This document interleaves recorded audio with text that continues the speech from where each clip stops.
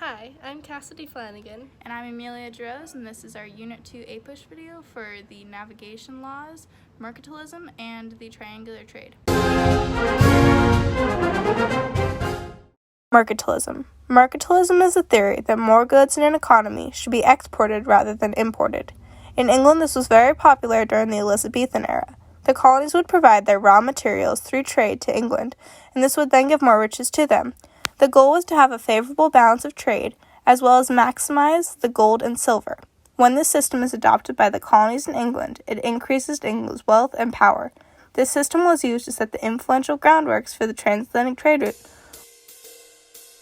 Triangular trade was the exchange of rum, slaves, and other goods between Europe, Africa, and the Americas.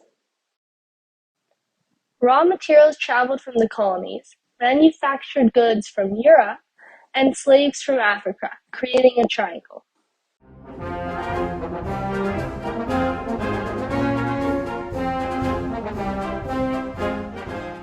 Raw materials were produced in the Americas, such as lumber, sugarcane, tobacco, and cotton.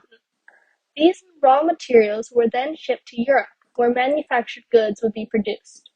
The manufactured goods, like furniture and clothing that were created from the raw materials, were then shipped to either Africa or back to the Americas. In Africa, gold was shipped back to Europe, and slaves were sent to America in order to help harvest the raw materials to continue the triangle. Slaves would then be the key labor force, helping to harvest raw materials that were sent back to England, continuing the loop. England's navigation laws. Starting in 1651, England established a series of laws called the navigation laws. This would mean that the colonies could no longer export goods to other countries or trade with them. This would allow England to have all the profits from those goods. The goods brought from other countries to England had to use English or the country of origin ships. England was getting more money from taxing goods once they arrived in England, which would increase the profits.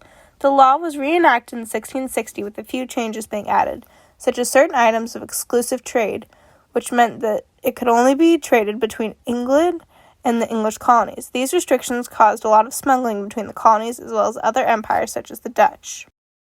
England believed that a colony's only purpose was to serve its mother country, and these navigation acts were created to enforce this belief.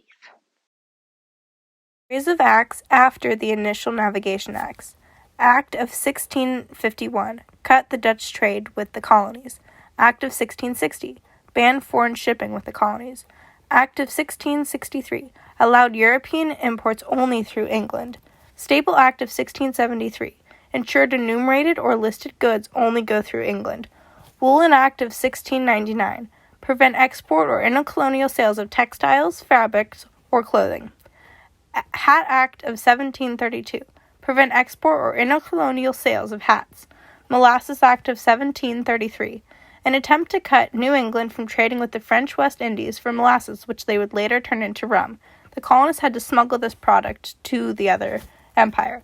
Iron Act of 1750 prevent the manufacture of finished iron products.